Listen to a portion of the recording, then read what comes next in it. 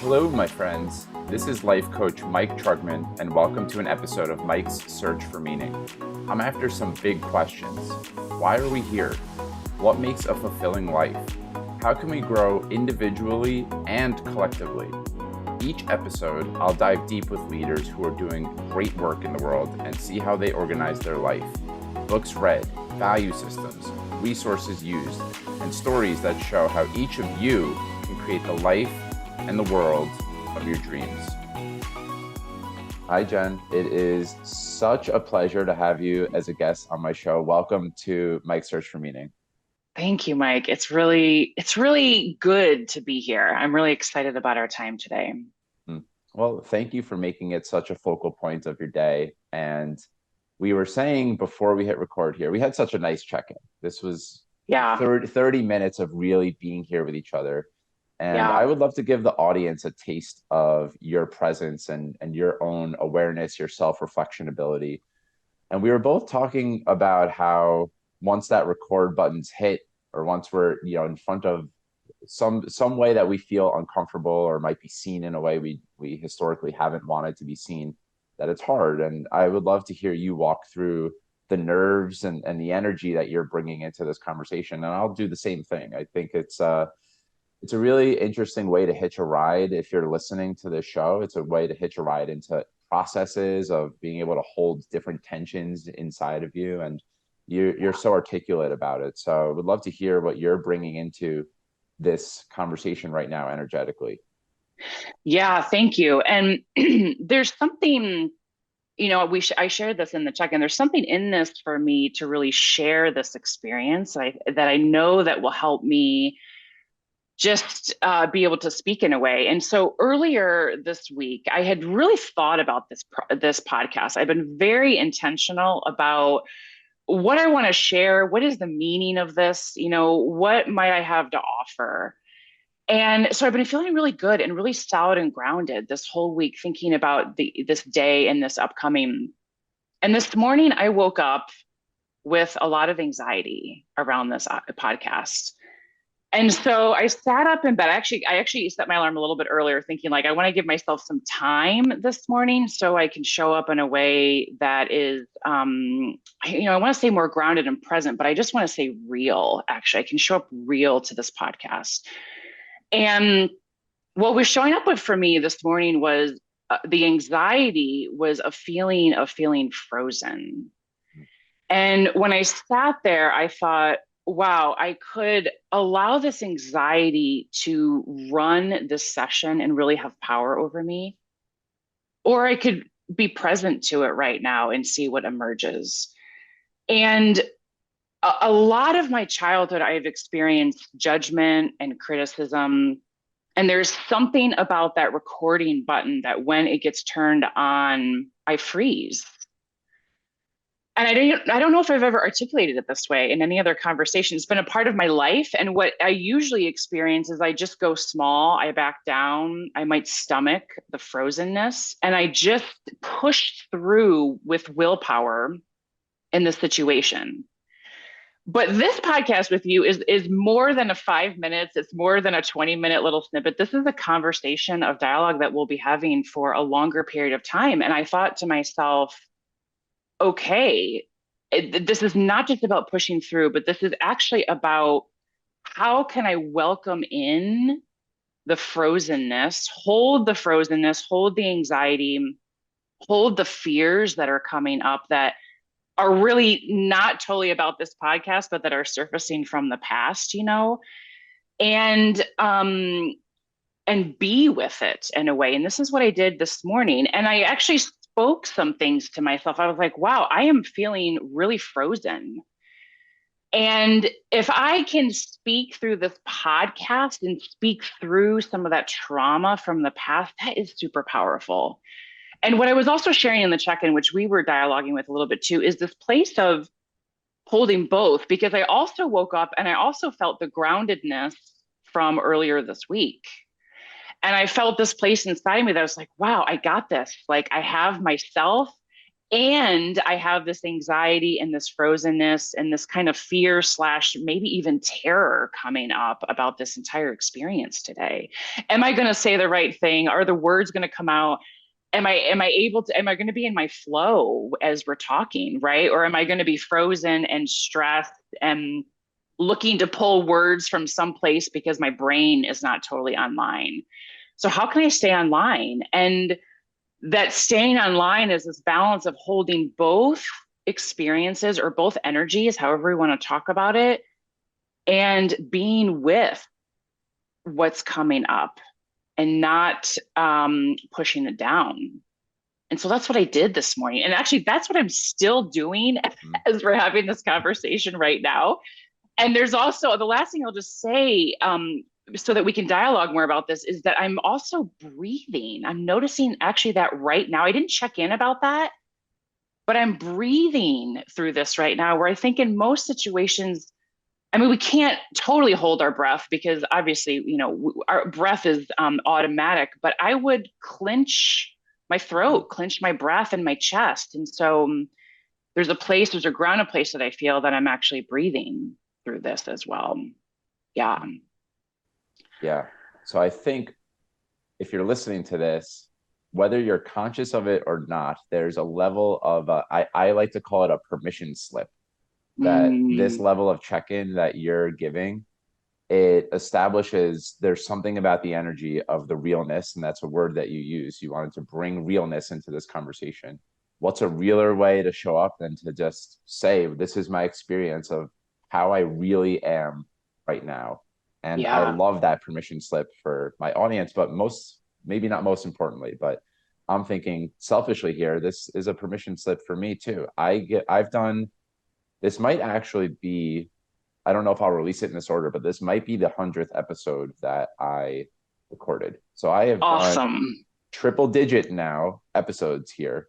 I've been a Wow. guest on a couple, and as recently as yesterday, I was a guest on a podcast, and that tension lives within me in a big way. The Mhm. tension of I'm grounded, I'm centered. I'll say my words now. I feel in my power. I have something to offer that's worth being listened to. And the shrinking in me, the frozenness in me. Yeah. And my default, my whole life has been to be avoidant, to kind of default to the frozenness in me, the one in me who's like, I don't want people to judge me. I don't want people to see me. It's Yep. dangerous for people to see me. And it's one of the reasons I chose accounting as my initial field. I thought this is a good place for me to hide out. And I think it was probably more unconscious than that, but with a level of self-reflection that I've done. Working in a job like that where I'm behind a screen for most of the day and I don't have to talk to clients, it's a good way for me to hide out and still kind of live the external life that I want to live. And over time, there have been different ways where the cracks in me started to get exposed. And like Mhm. you, I would use willpower to push past it. Like I'd memorize anything I needed to say if I was leading a meeting, Yes. or there's so many different ways that armor might show up in that way. But I think I've been so fortunate. I really backed into a lot of things that have helped me feel safer in my body. And one of them has been public speaking courses, which is why Mm. that's one of the ways that I make an impact in the world now is with my own public speaking coaching. Because I know the feeling of being tasked with speaking in front of even a small group and feeling like that eats at me in such a way that I can't even sleep for months. There was a specific time I remember, it must have been October at one point, and the presentation that I needed to give was in February, and that ate at me every single night that I went to bed. The 4 months of time there, of like, I am going to be exposed so badly. I'm going to freeze. I'm going to fumble my words, and so I imagine this serves both of us really, really well as coaches, because now that we've made contact with that frozenness in us in a way that we can speak really consciously about this and not let it run our Yeah. life, but also hold it, make space Yep. for it. That Yeah. serves clients in a big. way. I know the impact that you've had on a couple of my friends, and I'm sure on many other people.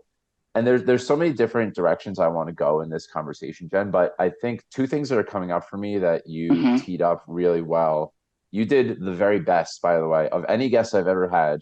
You gave me the most to work with. The thoughtfulness and the depth of the way that you filled out my intake form was beautiful. And two of the things that were Mm. on there were around self-care and Yeah. practices in your life. Yeah. And I think if someone's listening to this and they're thinking, this is really beautiful and I feel a little bit safer, but so how can I establish that in my life? What are some practices? I feel frozen before speaking in a meeting. I feel frozen before going to a social gathering, a wedding, whatever it is. What are some practices, self-care routines, ways that you look at that in your life and that maybe you support clients with so that you can speak in this conversation? I imagine 20 years ago, this would never have been possible. Yeah. So true. 20 years ago, this probably would have never been possible, or the possibility of I would have shown up very differently on this call. And the realness one had been there, I would have been like acting almost. You know how like you just kind of a different persona comes out when you're speaking versus when you're just being with someone else. And I'm going to answer your question. I'm also going to share something too that came up as you were just talking. As I was thinking about this, I was thinking, what creates that frozenness in me when I'm doing a podcast or I'm speaking or I'm being recorded. And a theme in my life most recently, which we can talk about later on in this call or not at all, but I was thinking about like where do I give my power to? Right? Am I giving my power to this audience? I have no idea how they're going to react to this conversation. I'm already teeing up a future state that hasn't even happened yet. Am I giving my power to that? Or am am I returning to my own power and presence in this call? And this happens to all of us on a daily basis. And I've been really in touch lately with who am I loyal to? Am I loyal to myself, or am I loyal to the other in my life? And that shows up in so many facets. And we could almost talk about that for the entire conversation here today. But I just wanted to tee it up and name that and we talk about practices, when we return to our own self, and I'm using power not as a dominating over someone, but as a returning to and a relationship with self, that no matter what's happening, no matter how much people might judge, because we're human, this is just part of our life, or no matter how there might be criticism or different belief systems or whatever happens in a conversation, that I know that there's a sense of self within me and that I can feel my own power and it's okay. I can include it. Versus being triggered by it, which are two very different things. So that's power in itself, right? That's like just walking through life and being like, I know who I am. And no matter what happens around me, it's okay. I'm okay. Mhm. And I've been stepping into that stance more and more recently, and then in my life. And so it's like, how does someone get to this point, right? What are these practices? Like, how is Jen taking self-care enough to be able to taking so much care automatically of herself? And I have not always done self-care, I have to admit this. And maybe in the past 5, 6 years I have dialed in my practitioners. They are my tribe. They are my people. And it has taken a while to find good people that you can really feel safe and comfortable with and that have your back no matter what. So things like I get a massage every month. My massage therapist is incredible. And I feel filled emotionally and physically when I leave.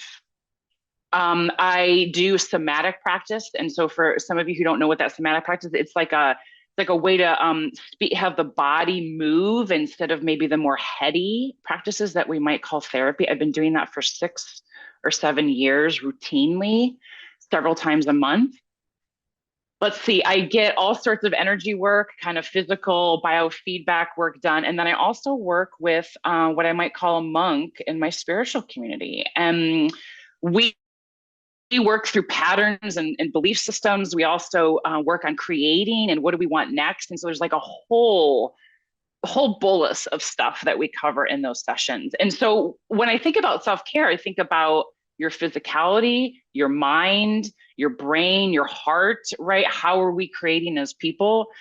And so all of those facets, I'm lucky enough to be able to afford all of this too. I know that some people can't, but that's how I take care. It's not just one thing. I actually help build all facets of my life because it's not just one thing that we're investing in. There's all sorts, like I have stuff in my body that's held that my mind has no memory of, Mhm. right? So if I'm just doing mind therapy, I might miss what my body's holding. And then there's freedom in that to let that go.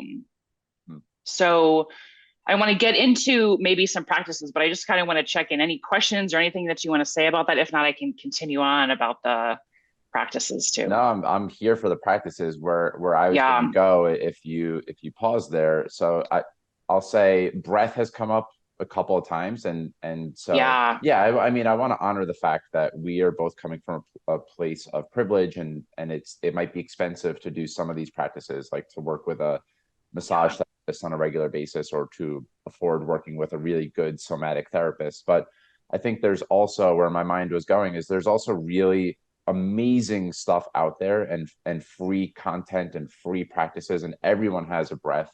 And even if you're listening and you're not able-bodied, we all have a breath, and there's somatic practices that we can all participate in. And one that I've been doing a lot more recently is centering in what I would call, or well, I've learned this from the Strozzi Institute, but centering in my length, my width, my depth, and my purpose, which Mm, is not a heady practice at all. That is a somatic practice, like really feeling my body anchored on the floor, my feet on the floor, and kind of my structure, my muscle structure resting on my skeleton. yep. I think that's a good way to describe it. Just like letting everything go down. My jaw might be tight, things like that. And with width, it's like, can I open my chest and let my heart be more exposed? It's interesting the way that we naturally guard ourselves, and the way that we're all, if we're driving or typing, and there's a lot of like, if you're not watching on YouTube and you're only listening to audio, I'm doing a kind of arms and shoulders hunched in because we're forced to be like that a lot. And we don't really, there's a lot of forward, not only forward looking, but forward, like our eyes look forward. And if Yeah. we don't feel into our depth behind us, like that we're missing some information behind us too. So I just wanted to name those things, and hopefully that tees up some other stuff for you, because it sounds like you have really robust practices that could be helpful for listeners. Yeah. I mean, there are so many practices out there. And I'm like, I know that there's more that I'm not thinking of in this moment to share, but I also want to just say too, like, find like my advice to folks is find what works for you, because there's been a lot of practices that people say, oh, this is the best, that this is what I use, and I go to do it, I'm like, I don't even resonate with this. Like, I can't feel my body as I'm doing this, and it's just not for me, and that's okay. And breath is actually one of them. It's one of the things that I did this morning was I paused when I woke up, and I think actually one of the first things was I was like, I woke up and I acknowledged, I was like, wow, I am feeling so much anxiety in my body. And I think that first acknowledgement, because sometimes we'll blow past it, we'll get up, we'll take a shower, we're like, this will go away, I don't want to think about it. But to actually pause and say, yeah, there's anxiety here. And then to breathe and say, wow, this is a lot of anxiety. Like, wow, this is a lot of anxiety that I'm feeling in my body. And then, this can take maybe some practice to do, but then to say, okay, the anxiety is here to make space for that anxiety to be here, that I'm going to be okay. There's anxiety here. And to be able to hold multiple feelings as one. So this is a little bit more, this is not like your basic tool. I probably should start maybe a little bit more simpler, but the simple thing is the acknowledgement of the feeling and then just breathing, right? Sometimes it'll just move it all together. And sometimes there'll be a place where it says, like, I'm just going to hold this in my body, not hold, like keep it, but acknowledge and be with in this space. And that will also help it move. One of the things that I have a superpower is processing. And working with this monk though in my life, her name is Lalita. I'll just identify her because she is just phenomenal. And lately she's like, Jen, it's time. You've done so much processing in your life. And my words, although she didn't say this way, is like, am I gonna spend my entire life processing, or am I actually gonna feel and drop down into the space where I'm more in flow with my body and my emotions and things can move? Again, this is a little bit more advanced technique. I should probably go something simpler in this Great. conversation, but there's this place where processing has a huge advantage. It's incredibly important, and it also needs to be balanced with the feeling and the flow of life. And I have processed through my life a lot, and I've missed moments where I'm in my head so much, and I'm actually not dropping into my heart. So there's probably more that we can talk about that too, but that's also a place of like, can I just feel this anxiety, not attach to it, not identify it with, but allow it to maybe move through my body? Or like I did this morning, like speak some things like, I feel stressed about this. I'm frozen. I'm terrified to be on this call today. And sometimes just naming and speaking it, at least for me in my past, has been very helpful. Yeah. Um, so those are a couple things that come to mind as some, tools to kind of use as we move through our day. And then certainly the centering technique that you talked about. And there's so many other centering techniques out there that are Mhm. really important as well. Mhm. Yeah. Yeah, I think that there are advanced ways to talk about this, but it's also a lot of times I think fear is a big one for me. Anxiety, it's in a way rhymes with fear, but a lot of times in the past I've blown by my fear or run away from, avoided, right? I haven't actually just allowed myself to feel fear. And Yeah. as you're speaking, I was thinking to myself, it actually is really practical if you think about your emotion as, because a lot of times it is. It's like a 5-year-old inside of us. Yes. And if you imagine a 5-year-old walking up to you on the street right now, and they're all really terrified, and the way, how would you help them feel kind of safer and to settle down? You wouldn't just blow past them. And a lot of people do this, unfortunately, and say, don't be scared and Yeah. whatever. But the way to really help them settle is that it's okay to be scared, right? I Yeah. see it. It's okay. I get scared sometimes too. Yeah. And Yeah. I try to talk to myself with that level of empathy and compassion as Yep. well. What it's, yeah, of course this is scary. There's Yep. a lot of people might listen to this and they might judge me, or even just Jen might judge me Yeah. in this Yeah. conversation. I hold Jen to high esteem, so I get it. I get it, fear. So it might sound a little squishy to some folks, but it also is really practical. We all feel these different things.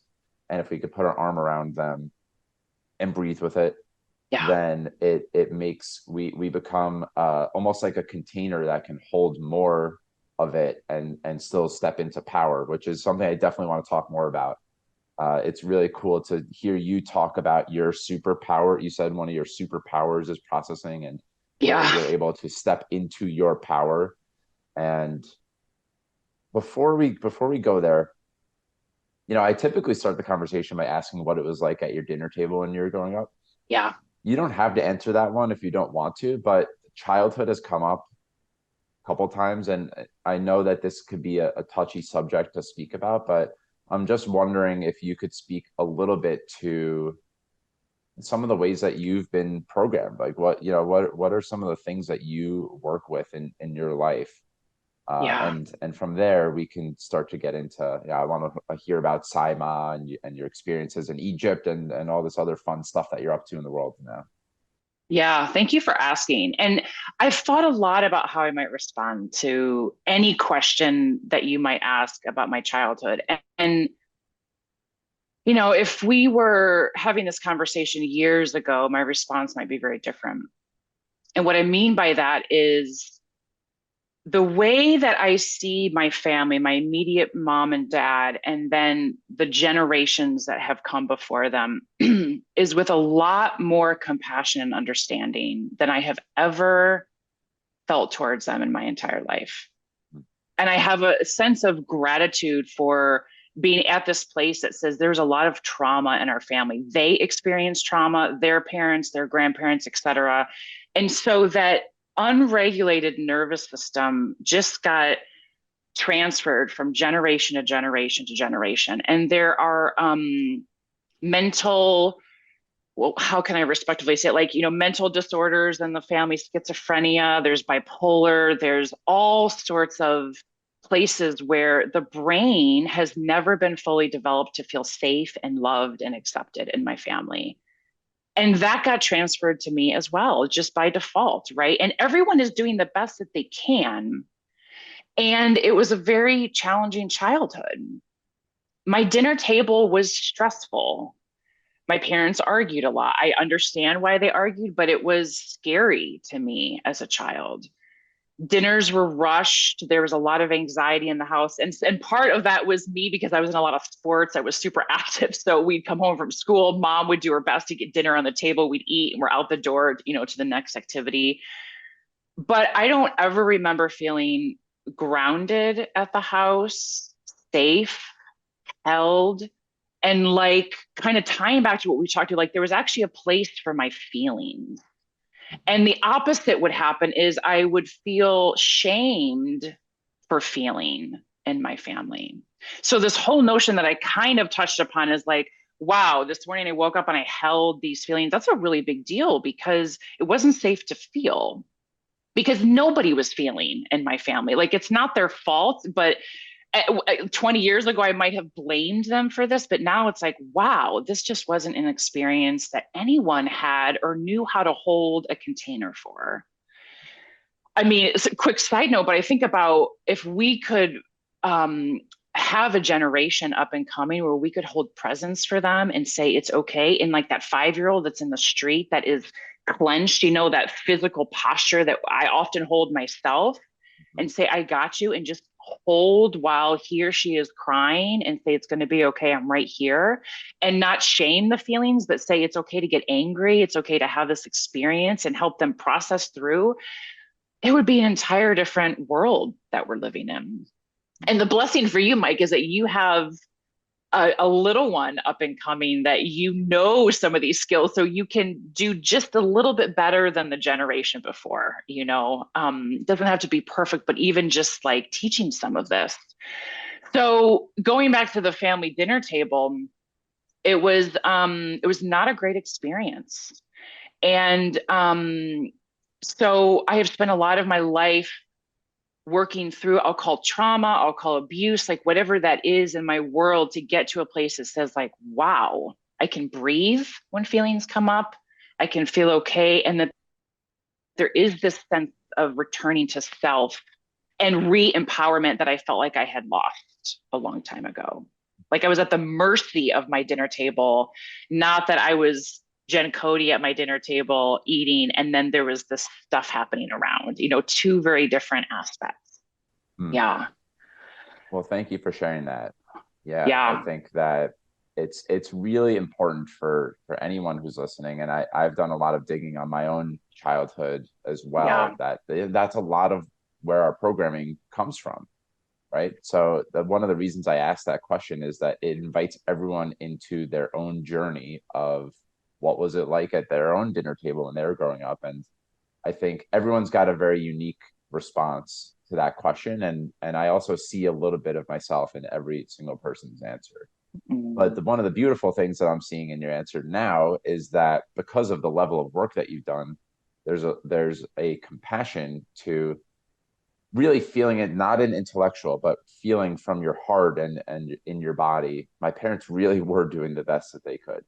Yeah. And I'm also loving the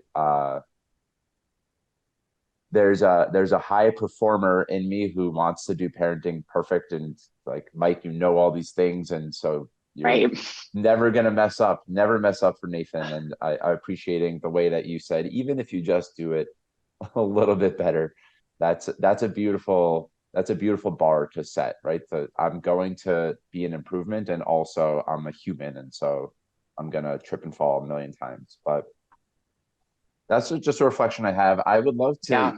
get into like self with a capital S is what I'm hearing. We've talked Yeah. about being yourself and being in your power. And I think there's probably a lot of different ways that you look at how you've arrived at that. But I just can't. I circled Sai Ma, your guru, a couple of times on this page because it just seems like she has had such a profound impact on you. And I Yeah. imagine if anyone's ever talking to you about your spiritual practices and ways that you've learned and grown most in your life, that Sai Ma would inevitably come up. So I would love Yeah. to just start with Sai Ma. How did you connect with her in the first place? And maybe some, in whatever way you see fit, to speak to your experience of being under her tutelage and what you've learned about your capital S self and your power in being around her. Yeah. Oh my gosh. Thank you for inviting me to speak about this. And I feel so much joy in my body when I think of her. And I admire Saima. And one of the things I think about, like, who represents success to me and my life, it is Saima, hands down.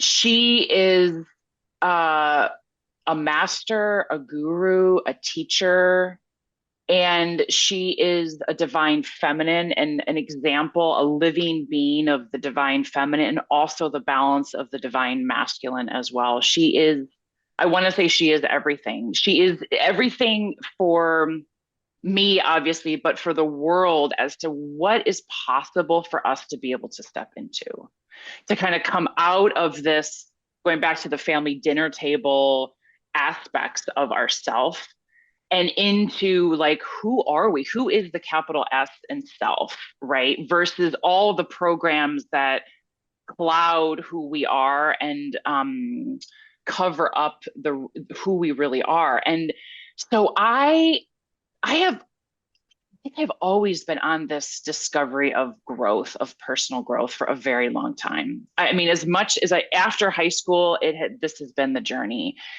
And I've had a very challenged life, like many people have, probably, that have come on this podcast and who are listening and who are out in the world.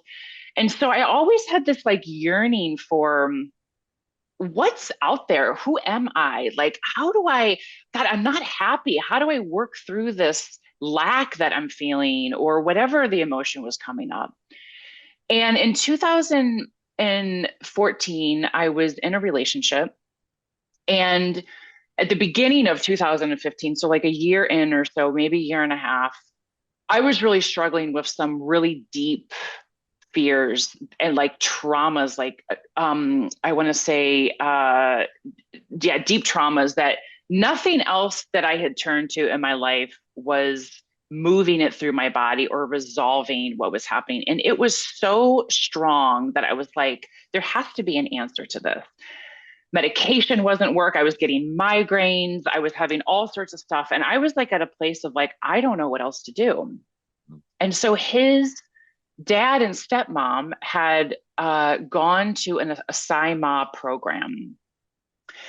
And this was kind of a beginning program, but not really a beginning program. But SIMA would work at very deep levels and actually unroot stuff that most humans can't, because she works at much of a higher energetic level. And they said, Jen, you've got to go to this program. I didn't know who Saima was. They did not, I don't remember them saying that she was the guru. I didn't even know who she was. So I resisted it for months and months and months. And then one day, I remember this vividly. I was like, oh, I'm doing this. I signed up for this program. It's thousands of dollars. I didn't even question it. I didn't even research who she was. I mean, this is so not like me. And in December in 2015, I arrived at this program, and literally I have never been the same since Saima has been in my life, in a very good way. And it has not always been joy and love and compassion and kindness and this just, like, best life ever. It's been a very challenged road, because to have such of a presence of hers on this planet, such divinity, such closeness to source, actually a living being on the planet, is triggering. She brings up stuff in you so that there's more freedom and expansiveness to continue this growth path. And there's some gurus and masters who are very different, who may not trigger as much, but Saima is here on this planet and she makes it very explicit. I'm here to uh, cultivate, that's my word, masters. I want you to be a master of your own life.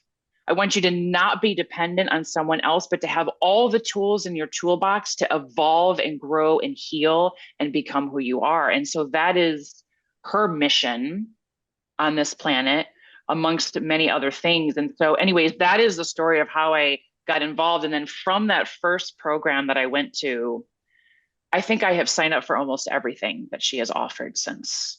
Hmm. And here we are in 2023. Yeah. So it has been the best part of my life.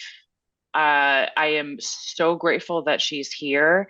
And there are things that I feel like I'll say the average human or maybe even a healer on this planet couldn't move or shift in me like she can. Mm-hmm. Yeah. All right. So there's a lot of things that I want to make sure I say here, and we'll see if I'm able to get all of them out of me. But you have Yeah. that type of presence, Jen, so I think I'll be able to do it. So spirituality and guru, but I think especially the word guru, Yeah. there's a harsh stigmatization of that word, and what I'm hearing in the way that you're describing guru is actually someone who is unearthing what's most true to you. Yes. Yeah. And the way that we look at guru, at least this is my projection of the way that most people look at guru when they hear the word, is it's someone who makes themselves the center and everyone needs to be like me. Totally. Totally. And so Yep. I wanted to presence that I think it's interesting to hear. I think probably in the purest sense of the word, a guru is someone who has done so much work that they can help unearth the best of every single other person.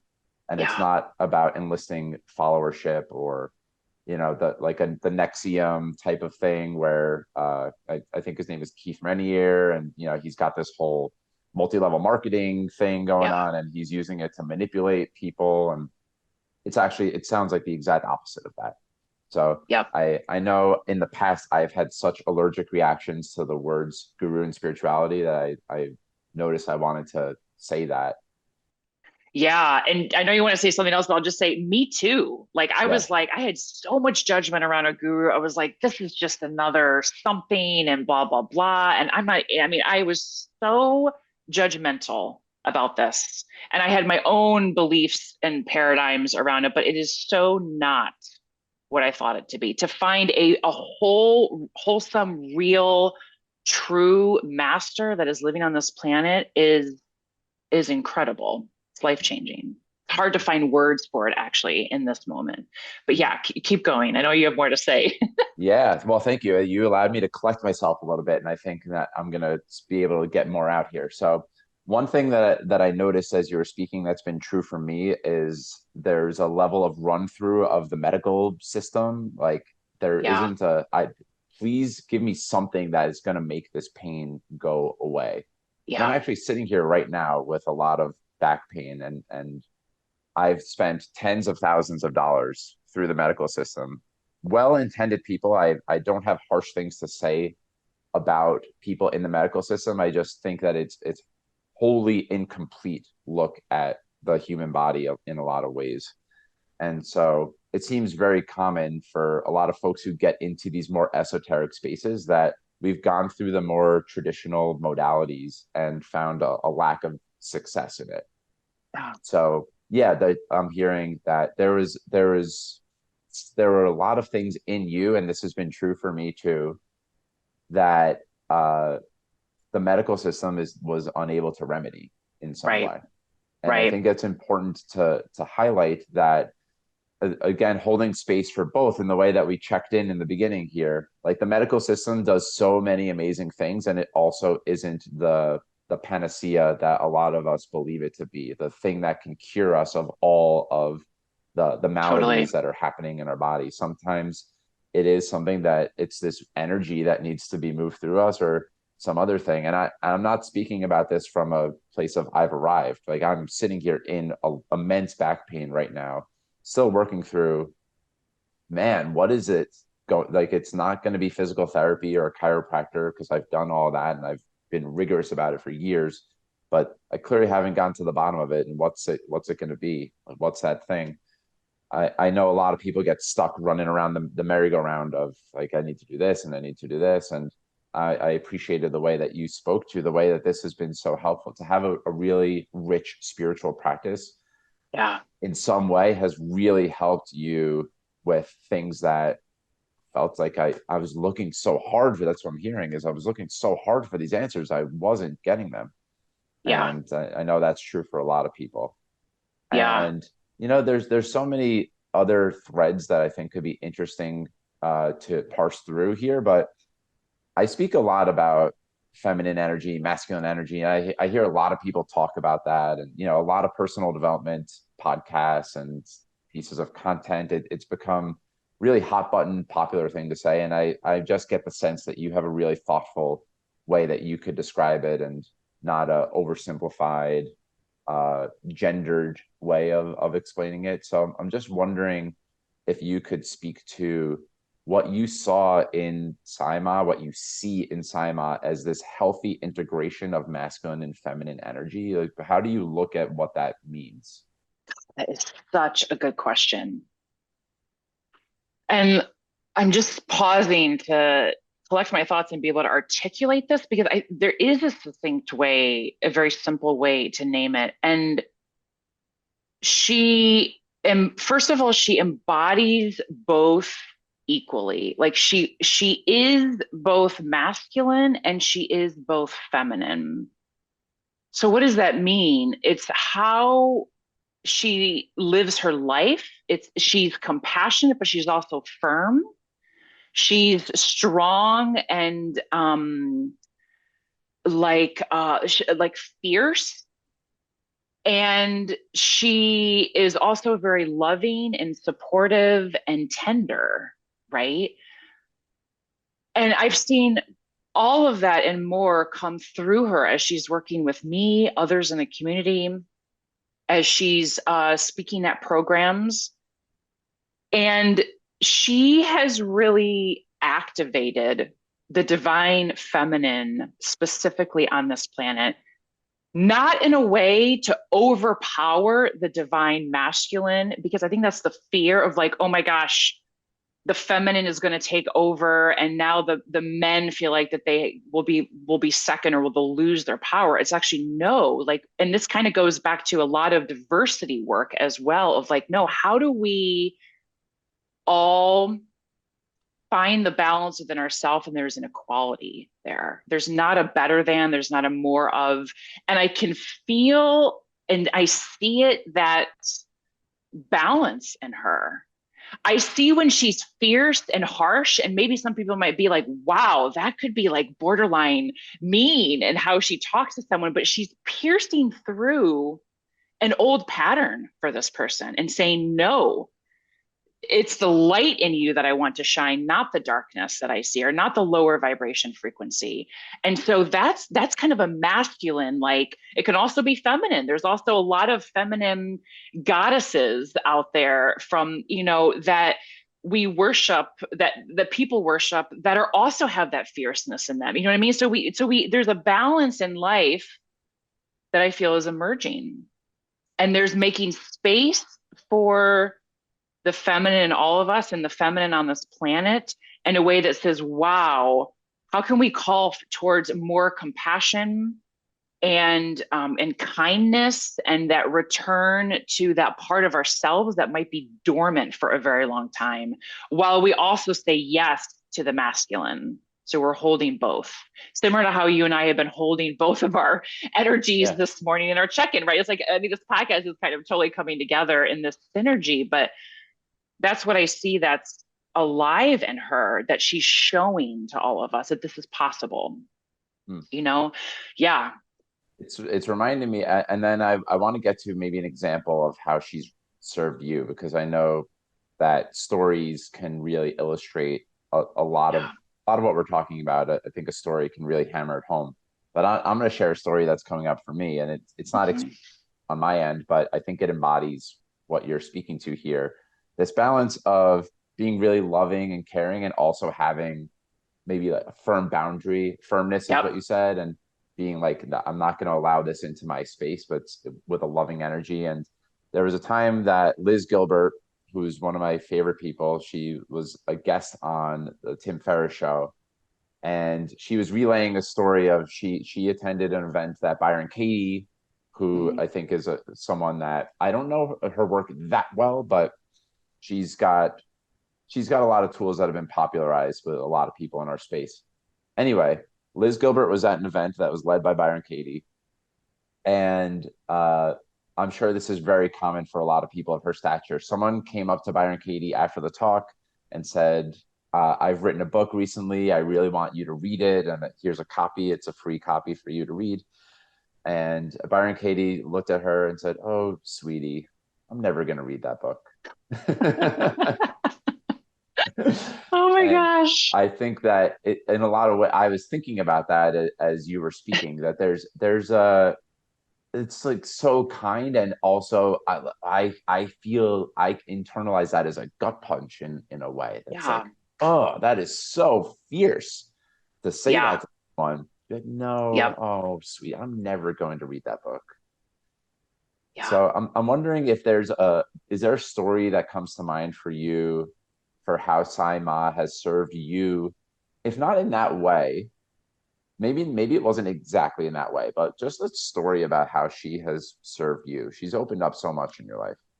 Yeah. I mean, I'm sitting here trying to think of like, oh my gosh, in the 7, 8 years that I have been with Fema, like there are so many examples of service. And I just want to name that in like just a complete honoring of how she has shown up in my life and the devotion that I feel so strongly for her and then in turn for myself. So one thing actually recently came up. So I attended this program in June, and this is going to speak to power and Mm. the finding of self. So I signed up for this program in June, and it was a 5 day journey where Sai Ma took 40 some of us into the light, into source, like she very, very high frequency, high consciousness program. Something that she has created is this. She's not offered this before. We were the first group of folks to go through it. And at the beginning, she walks into the room and she says, "Okay, what's holding you back from enlightenment?" Right? And she was very firm. You could almost say angry, but it wasn't anger. It was just like, "What's holding you back from enlightenment?" Right? Like, I want to know. Like, let's get to this. So I have never spoken at an event of hers before because usually there's a couple hundred people, and I play small, and all these other programs run. So my hand shoots up. I did not say I raised my hand. My hand shoots up as this question goes, and I was like, "Oh my gosh, I am going to speak."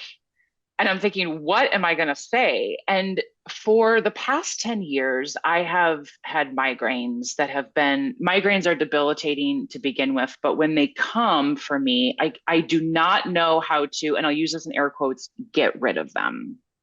And I have this fear in my body that they will continue. Medication doesn't work. I have tried everything, you name it under the sun. Nothing will shift a migraine for me, not sleep, not caffeine, whatever, until I actually process through the feeling that I'm triggered by, and then the migraine goes away. And then there's a whole physical of massage and everything to get my body back to balance. So this has been going on for years. I've missed months of work. I've had to take time off. It has been debilitating. I can hardly function. So my hand goes up. The one she calls on someone else before me. This woman is talking about anger in her life, and I'm like, okay, I'm going to talk about my migraines. And then Simon comes to me and says, okay, what is this? And I said, I am ready to be complete with my migraines. And I had sent her emails. We had been in dialogue for years about this. They're still coming. And I thought, I definitely it cannot be enlightened with a migraine, but I definitely do not want to live past this program with this migraine energy in my space. And so she said, interesting that you asked this question right after someone before you talks about anger. And I'm like, oh, please don't make me feel anger in front of these people at this program, right? Like, I definitely don't want to feel there's shame around this and it wasn't safe. So she said there was an incident that happened right before the migraine started. And to make a very long story short, I had already identified what that was because we had been in dialogue about this. And I said, okay.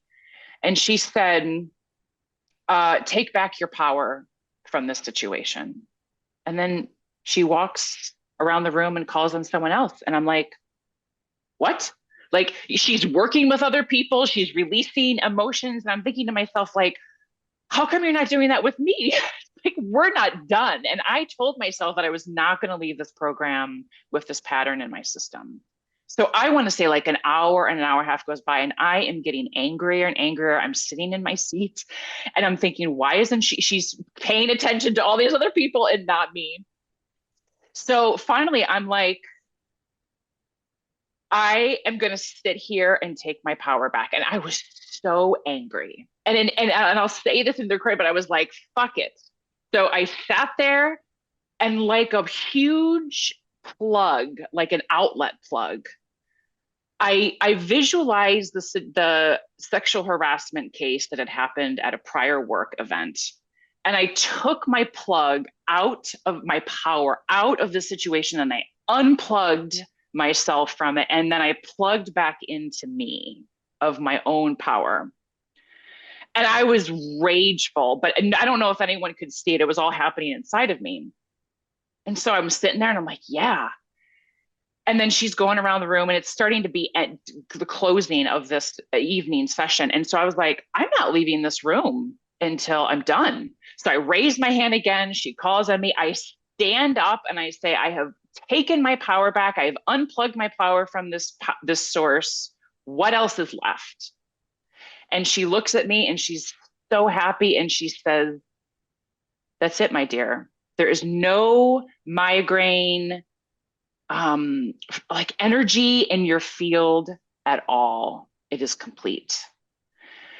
And in the moment, I actually did have a migraine, and I said, I still am experiencing a migraine. And she said, just give the body a chance to reprogram itself because for decades, right, I get triggered and then boom, my occipital, my brain, everything would activate. So I had several migraines after this, after the program ended and I got home for maybe a month, I was still getting migraines. I haven't had one since July. And there have been many moments where it would surface.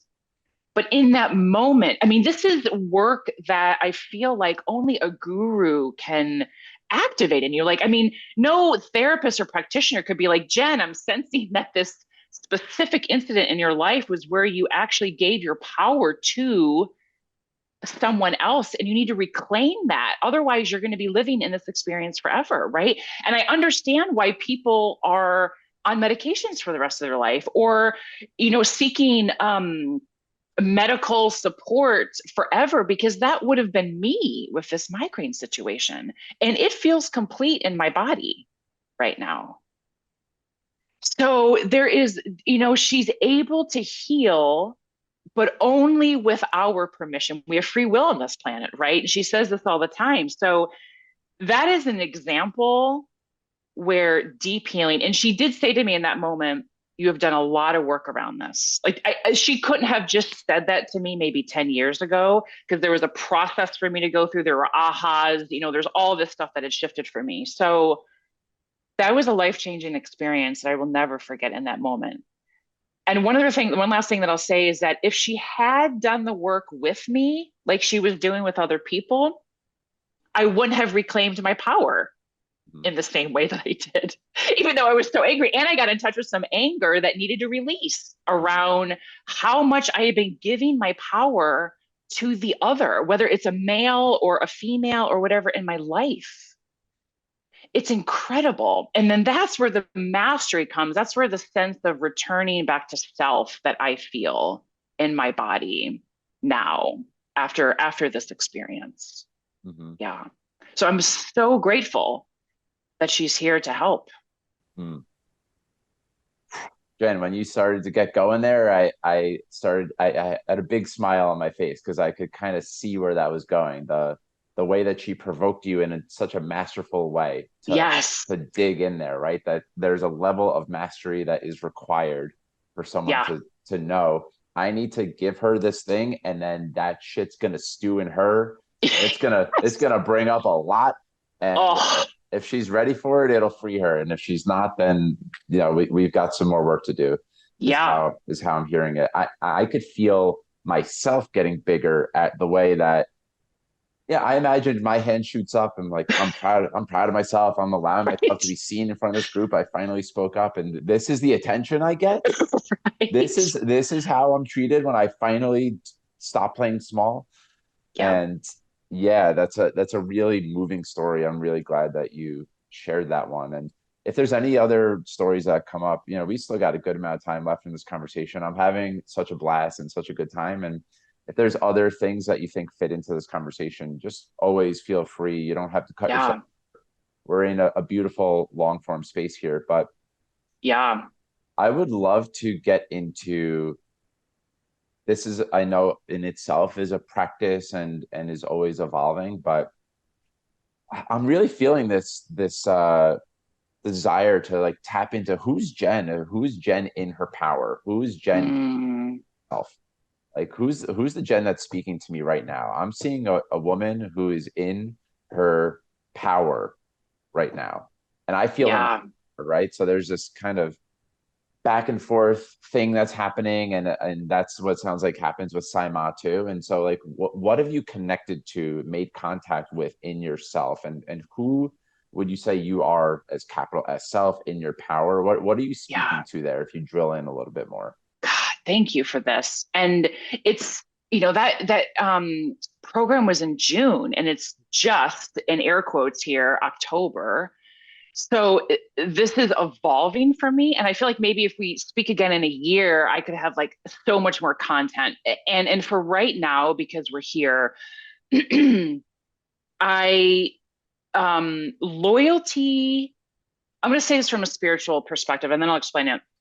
Loyalty to my soul, I am feeling immensely right now and have been. So loyalty to self, we're kind of back to that capital S. And like, what does that mean? So let me share another story. So back in March of this year, I had a 2-year relationship that ended. And there wasn't loyalty on his end in the relationship for reasons that I completely understand and have compassion for now. But back then I was really angry and I was like, I have had relationship after relationship that has been not loyal in various ways, usually with another female involved or whatever. And I'm like, I am doing my work. Every time a relationship ends, this pattern comes up. I do a little bit more work around this. And what is left for this? And I was in a session with Alita, who I referred to. She's a monk in the Saimak community. She's fabulous. She has like totally also changed my life. And I have so much deep respect for her. And she said to me in session with this like very almost like Saima's energy, but like with fierce and love and compassion, but firmness. She said, Jen, where are you not loyal to yourself? And I paused and it kind of threw me back in my seat a little bit like, oh my God, this is about me? No, this is about the other men in my life that haven't been loyal. Like, but I sat there and I said, oh my God, where am I not loyal to myself? And I mean like deeper elements of loyalty. Like I am loyal in relationship to the person. Like I'm not looking for someone else. Okay, fine. But where am I not loyal to myself?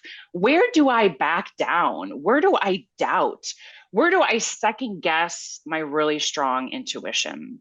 Hmm. Where do I play small? Like, like in this podcast this morning, like some of that lack of loyalty, we could also call it this morning came up of like, I feel I'm have anxious and I'm worried about this.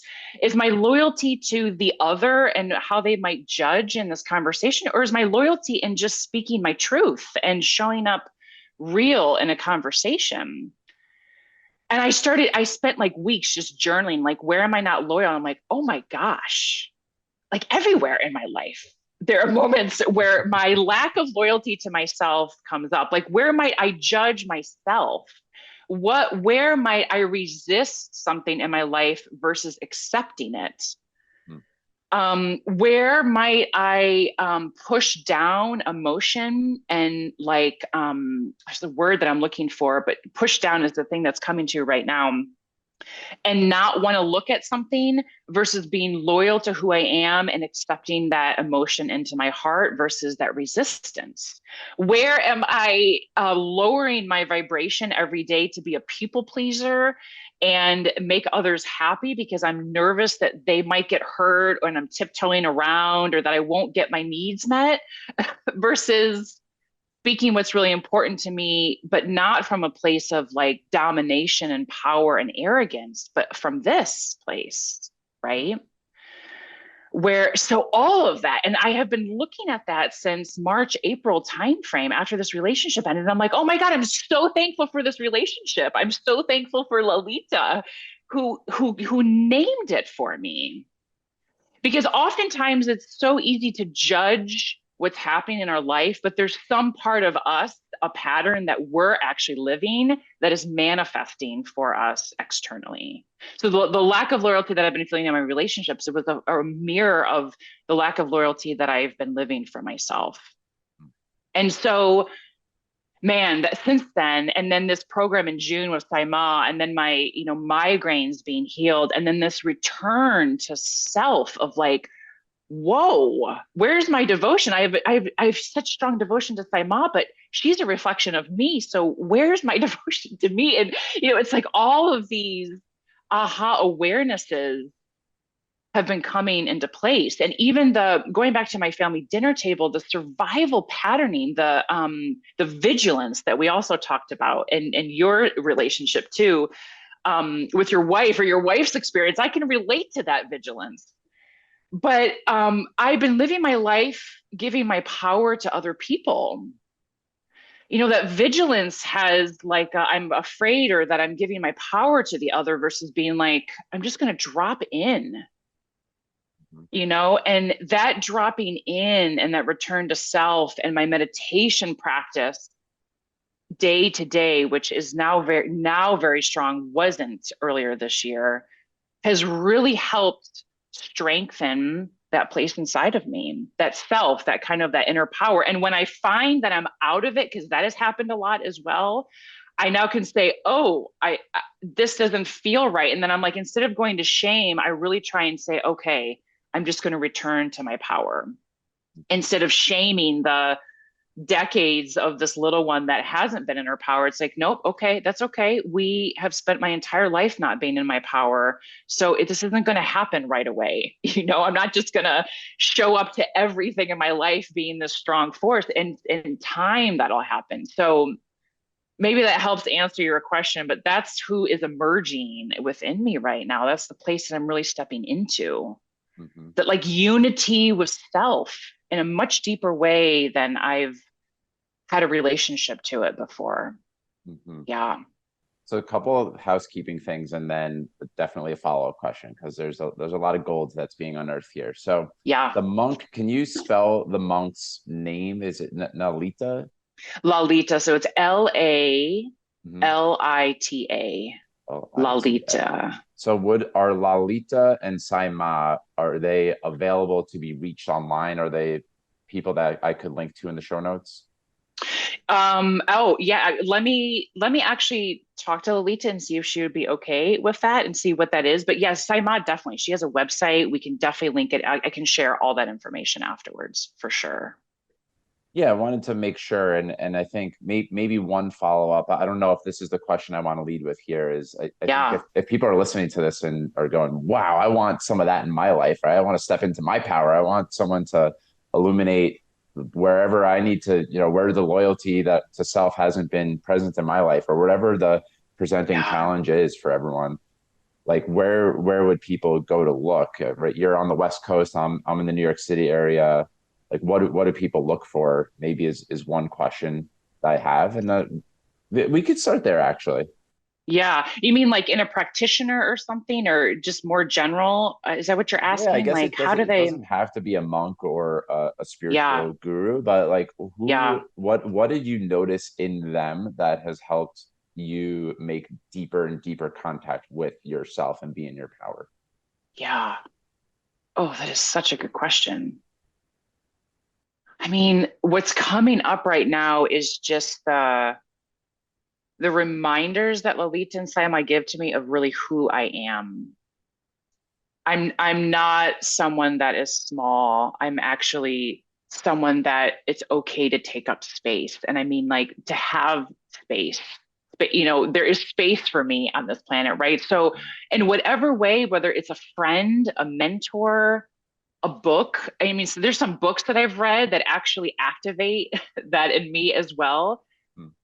Um, to kind of come out of the old way of thinking or our patterns, like, oh, I have to be this way. Anything that will help activate, like, who are we? I mean, that's kind of a question that I might pose to the audience: is who are you, right? And um, how do you want to uh, resonate, or what's your vibration on this planet? What do you want to kind of leave with? Like, who are you internally? Are you the stories that we tell ourselves, or that our parents told us, or that our neighbors, or the trauma? Are we the trauma? Or are we the freedom that comes when we find ourselves going through it? You Hmm. know? Hmm. So I think, and my journey has not just been Saima or with Lolita. It's like all the people that have influenced my life, my tribe, my friends, past relationships that have ended have always left something with me in a way that helps me return to who I am. So maybe that's answering your question. It's Yeah. not specific enough. I don't know if you're looking, I don't know if I can be any more specific than that though. But just keep staying open to the possibility of what you're wanting in your life, and then find that in a person, a thing, or whatever. Yeah, Yeah. for sure. Yeah. Books came up. Maybe there's a couple of books that are, practical guides in some way, or that could be helpful. Would love to link to those in the show notes. Any books come to mind? You said that there have been some. Yeah. I mean, Saima actually has a book out. We can link to her book. And I'm trying to, it's something, gosh, I should know the name of it right now, and I can't see it on my bookshelf over there, but it's something about consciousness.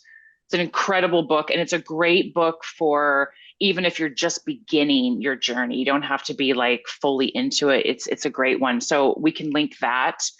Even books like Viola Davis, she wrote an autobiography about finding me. I love like autobiographies. I even love watching movies that are based on true stories, because it's truth. It's someone's truth. And I think Viola Davis is such a like an inspiration. At least she was to me. Even reading her book, I found some power within myself to walk through.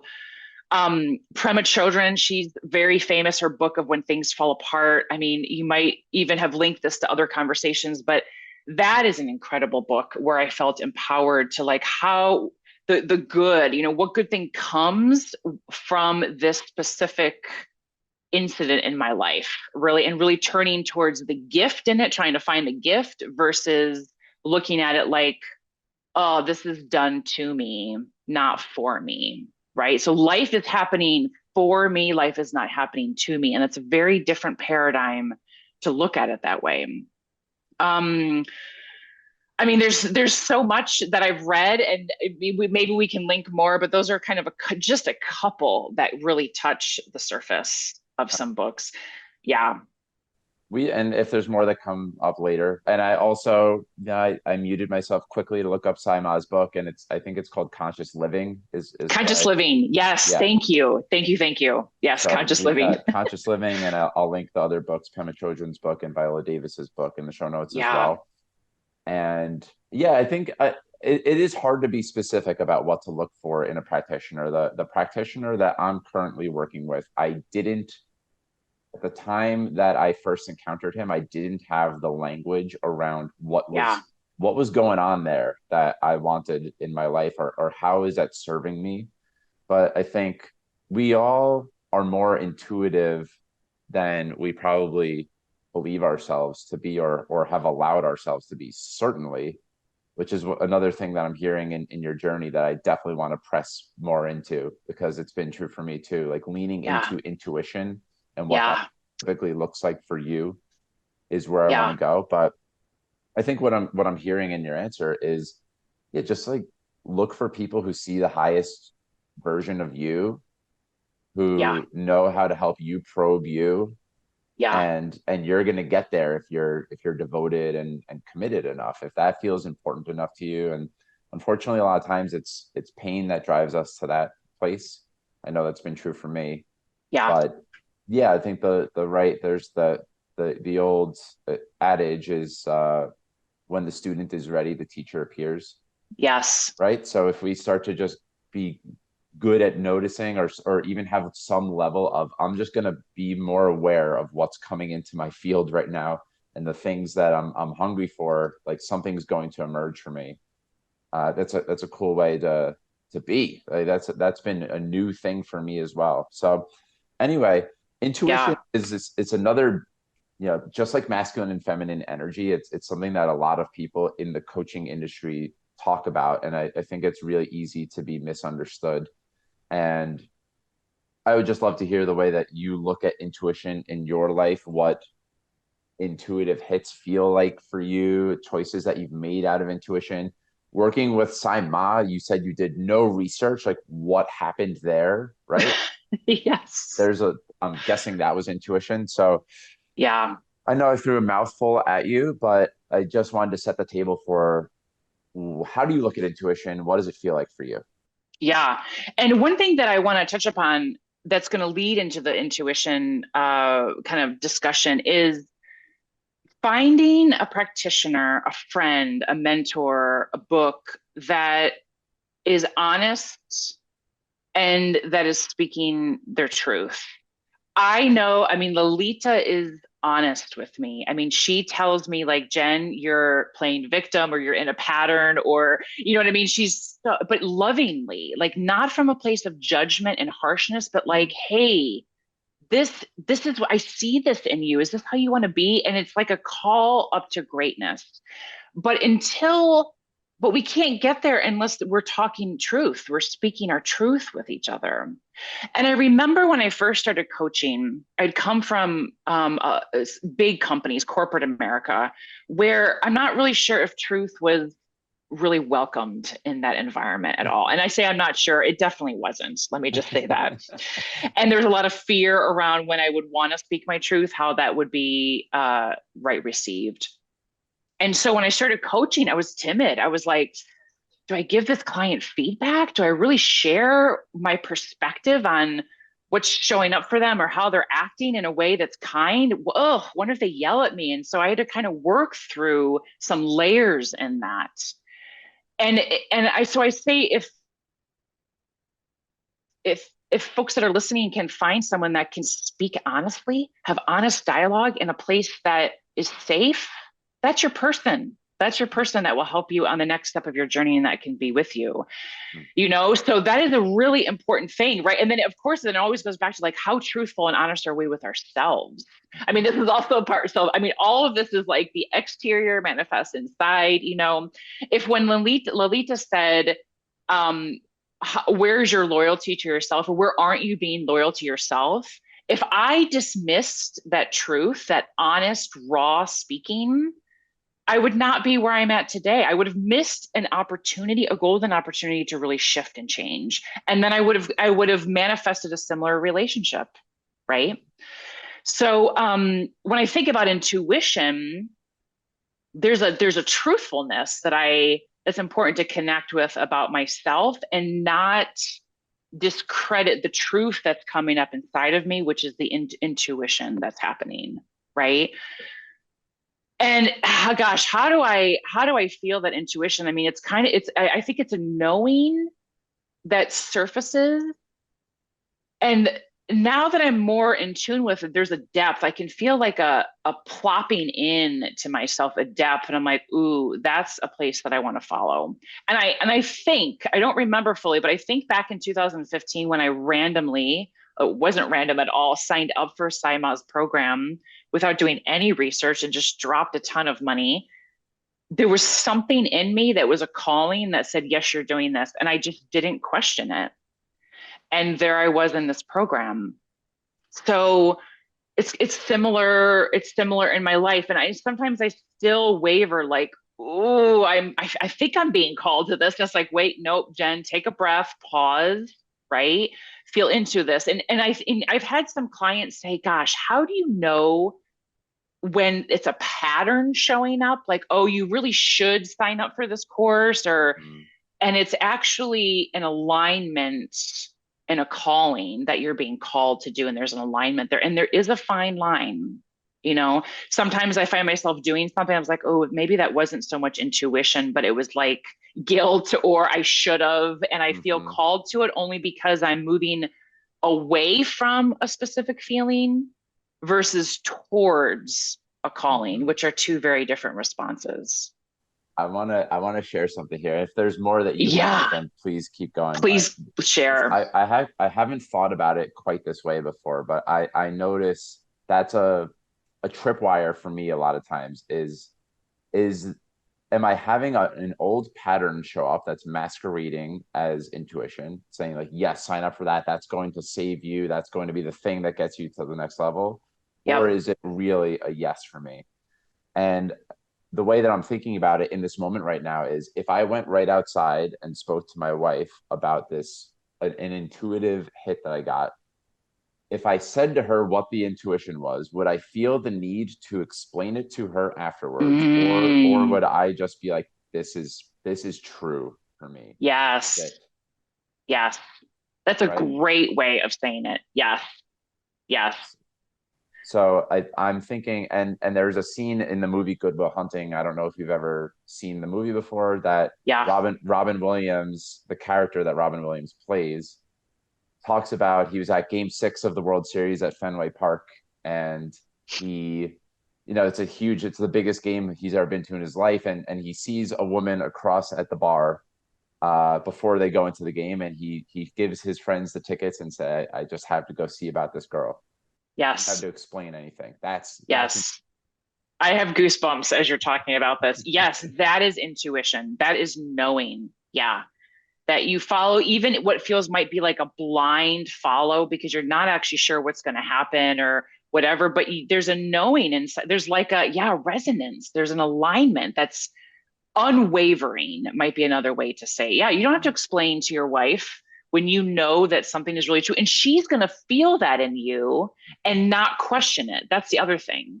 Right. But when we show up and we say, oh, I think I want to do this thing. I don't know, honey. What do you think? And da da da. Then it could become a disagreement. Like we don't have money. We don't have this, da da da. But when you come and say, I'm doing this feels right. It's just a different frequency. Yeah. mm, A story comes to mind and actually in another month I am flying to Malaysia to receive some top-notch stem cell treatment just for overall health and longevity. And this was a doctor that Saima had actually brought into a global gathering last year that we have every December in Florida. And he spoke for several hours, and I felt so called to this treatment. The link was for migraines, but now that they have actually shifted, I am still moving forward with this treatment. It has taken the majority of my savings. And there are times where I'm like, oh my God, what the hell am I doing? Like this, like to anyone on the outside, they'd be like, are you serious? You're going to fly to Malaysia, receive this stem cell treatment that you've never done before. You're going to have total devotion and trust into this doctor and in your guru that this is necessary. And you can feel it in your body come alive, but you are not going to have much money come next year or now. And I'm like, yes. And I keep returning back to this yes. When I booked the tickets for the flight just a couple months ago, I couldn't sleep. I had so much energy. I think it was up till like 2 a.m. in the morning, which is not my thing. And I couldn't figure it out right away. And then I was like, oh my God, this is an alignment and a resonance for me. I'm doing this. So I'm just tying the story back to intuition. And even though it seems crazy or questionable, sometimes our things, there's usually a hidden service that we don't know right away that's available when we follow our intuition. Hmm. So beautiful. So I'm gonna attempt to connect a dot here that I think will make sense, and we'll see if it does. You said, I think it was, there's space for me in this world, right? Yeah, And I was in touch with my own kind of core limiting beliefs that I have, or my core wounds. And one of them actually is, there's no room for me and mm, no one gets me. And the way that this is a connecting dot for me is that you, in the pre-screening, which I've already praised about how thoughtful it was, you said maybe we could talk through core beliefs, and for me, I'm phrasing it as core wounding, like yeah, things that were programmed in us before we had the ability to make our own choice about what we wanted to believe, basically. right. Which, in my estimation, are the scripts that come clawing at us and block intuition in a lot of ways. Yeah, So one of the yeah, ways to build the skill of intuition is to make deeper contact with core beliefs. I'm wondering if, if there's space for me is something you've had to step into. Maybe there's no room for me is one that we share. Are there other core beliefs that have been really important for you to explore? And or when you're working with clients, what are some of the really common ones that you see as core beliefs that you help people work through? yeah. This is such a good question. I mean, common ones would be like, I am not enough. Like, I don't feel like um, I am not enough. And there's a couple poems and quotes that are coming to mind that speak to this, like not enoughness in the world, right? Like, or I'm not capable, or I'm not good enough to do yada, yada. I see it a lot in my clients, the CEOs, the leaders that I work with from day to day. And, it's, I feel like it's very much a part of this society. And another one is, another one that actually came up for me. I don't know how much it's shared, but my hypervigilance, I realized that I must track everything to survive because no one is tracking me. Oh, that was like an owie. This is just like a month and a half ago because I realized I was like running around the house, like spreadsheets. I have a landscaping design that just completed, and I was like tracking the contractors in this. And I was like, I'm exhausted.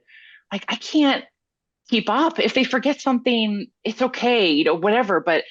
And I was like, oh my gosh, I have to track everything because no one's tracking me. And that's how I felt as a child, not as a judgment towards my parents, but so there's that might show up. And the core belief of worthiness, like, am I worthy to be on a podcast with Mike? That showed up in the very beginning when we had an intro call. Like, I don't know, like I've seen other people that you've spoken to and had discussions with, and I'm like, wow, they're amazing. And so there goes my worth meter down, right? So that shows up for people. It's a common belief.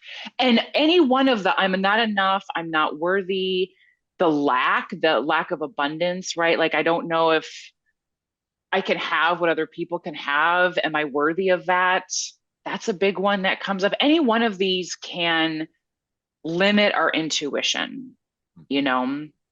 Um, and kind of limit how much we can create and expand in our life because we're still boxed in by these things. And I want to caveat this and say, and not to have people feel like, oh my gosh, Jen, well, I'm walking around with this. Am I doomed? Like, how do I get through this? And I say, Saima has said to us that until enlightenment, or whatever that place is for whatever religion or spiritual place that you think, until we're at the kind of the ultimate, these beliefs are always going to be running, always, until we reach that place. There was some like breath that I took, like, oh, thank God, because it's sometimes they just continue to run and they don't go away. The difference in our spiritual evolution is that we identify less and less with them. Hmm. So it begins out as I am not worthy, and it ends with I'm feeling this energy of unworthiness in my space. It's like a real different, and that takes some work to get there. But, and then it's like, oh, okay, I'm just going to allow this energy of unworthiness to move through because I know I'm not that Hmm. versus I am unworthy or I am not enough or like I am afraid I'm not, I won't have abundance in my life. Right. So, yeah, so those are some of the things that come to mind as like really common. I mean, there's a lot more to, but those are some of the things that come to mind as well. Hmm. It reminds me that I wanted to talk about your meditation practice because one of the ways to build that skill, and you said Yes. meditation's been really big. One of the ways to build the skill of distancing the going from an identity place of I am not enough to maybe I'm having the thought that I'm enough, and maybe even the more advanced, I don't think I've heard it quite phrased that way, but I love it. I'm feeling the energy of not enough in my space, right? That's like Yes. really that is not me.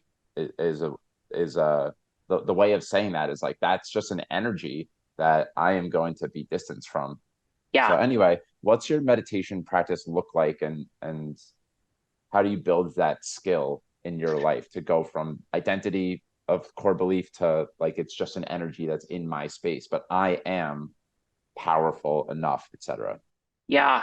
Oh, this is such a good question.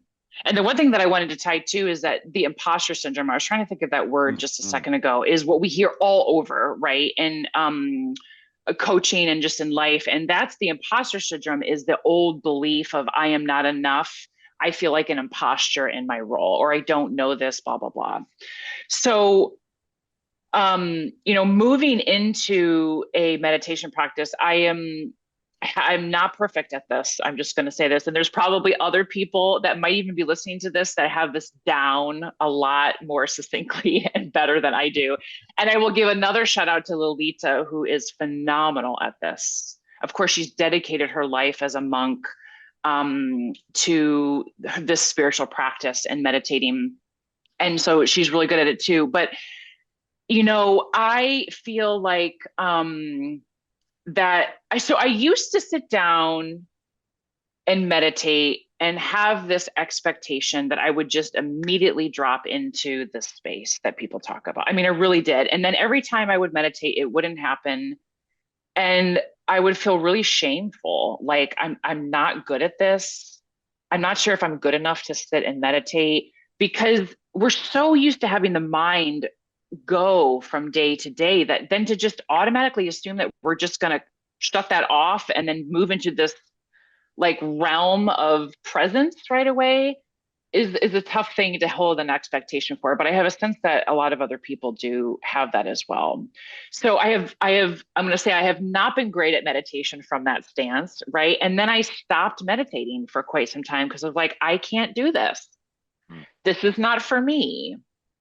I'm not good at this. I don't know how to do this. Da da da da. And so I just stopped.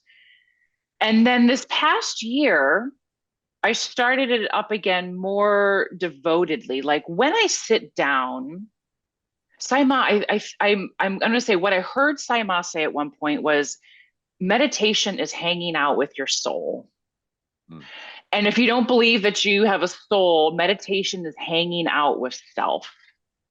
So in the busy chatter of our brain, can we include that when we sit down instead of me before was like resisting this, right? Like, oh, this is showing up. It shouldn't be showing up. Oh my God, I should on my to-do list. Oh, I got a LinkedIn message on my phone. Let me just respond. It's like, yeah, it's like, okay, include the chatter. Maybe you start 5 minutes a day and you work up to 10 and 15, and maybe that's your limit. Maybe you can do an hour, um, but sitting with the self and sitting with the self. And I have also experienced when I sit with myself, maybe like maybe like 15 minutes in, I'll get another wave of my to-do list. Oh, what are we having for dinner? I got to call this person. And I have this tendency to like grab my phone and write it down so I'm not going to Mm-hmm. forget it. But I'm in this meditation space where I'm like, I know that's actually not serving right now. So I just the best that I can. I'm not perfect at this every time. I welcome in that chatter. and be like, it's kind of like okay, I see this cloud of unworthiness, this energy of it. Okay, I'm just gonna let this cloud pass on by. Okay, I'm gonna let this to-do list pass on by. I love that it's showing up because it keeps me safe. I do feel safe with the to-do list. And it really keeps me organized. So if there's a way that I in that moment can just be like, oh, thank you. Thank you. You're so good at keeping me organized, brain. You're so good at keeping me safe. And I just welcome it in, then it helps me to really drop into another phase and not resist.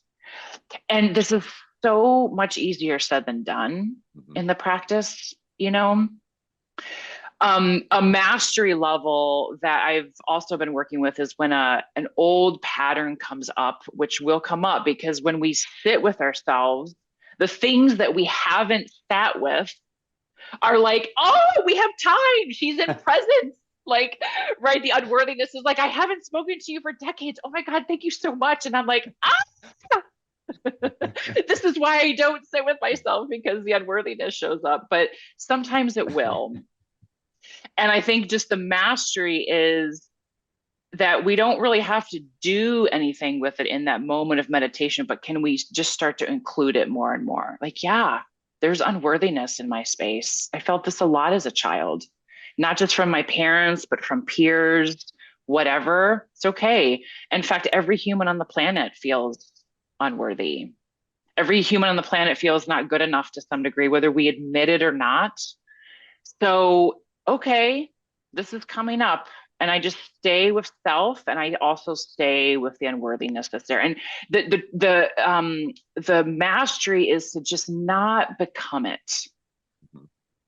I know this is so much easier said than done, but that we're not unworthy. It's actually not the truth of us. There is space for us on this planet. We're here for a reason. We're here for a reason. Mhm. So, anyways, that's some skills that I used in my meditation every day. You Yeah. know, yeah, It's really important and I still get stuck in this pattern sometimes too. So I'm gonna lay myself on the table here and say I'm not yeah, perfect at all. I'm very far from it. That there's this expectation that meditation is meant to bring peace and zen right in the moment. And yeah, actually, what meditation is for is what you beautifully and eloquently just spoke to. It makes space for whatever needs attention in you. And yeah, can you, the mastery move is to allow whatever is there to be yeah, there and welcome it in some way. Right. yeah, So it can be the mental chatter, the to-do list, the LinkedIn message, the I have to call this person back. I haven't spoken to this person in a long right, time, blah, blah, blah. right, Right. That's I laughed because it's very true for me. yeah, There's also the emotionality of wow, I might be noticing a lot of anger in me, and can I welcome it? My pattern would be to repress and judge and no, it's not totally, worth being angry about or whatever. Can I welcome, like, yes, you're welcome here too? That is the ultimate move, is to just be able to, hey, I'm just witnessing whatever is, I'm an observer of anything that's going on, and all of it's welcome in me. yep, And yes, easier said than done. yep, Definitely. totally, yeah, So there's still a million places I would love to go with you, Jen. I know that we still got some time. I'm wondering, you just strike me as such an amazing person to work with.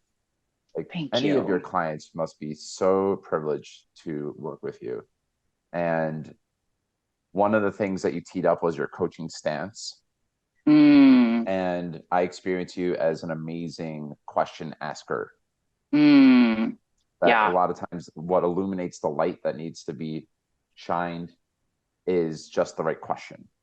yeah, And so I'm just wondering if you could share a little bit about your coaching stance. And I'm sure we've covered a lot of that ground already, but yeah, just other ways that you would fill gaps of explaining your coaching stance, and maybe some questions that you would ask.